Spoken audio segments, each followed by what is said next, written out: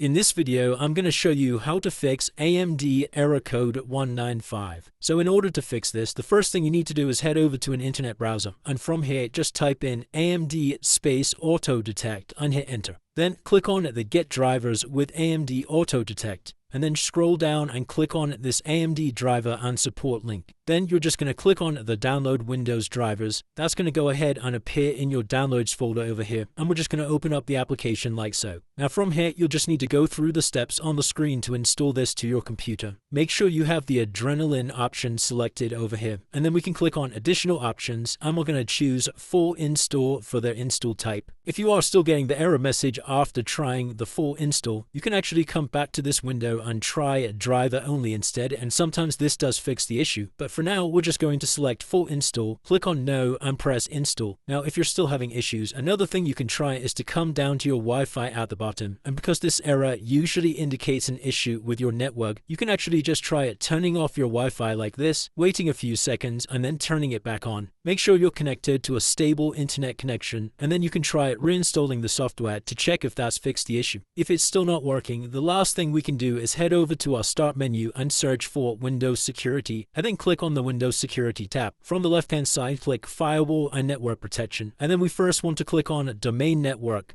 And then you want to try disabling and turning off Microsoft Defender Firewall. Once you've done that, come back over to the previous window, and we're going to do the same thing for private network as well. So just turn this off like so. And finally, we're going to do the same for public network at the bottom down here. Just turn it off again. And once you've done this, that should have now fixed any issues with the AMD 195 error. If you did find this video helpful, then let me know in the comments, and I'll see you in the next one.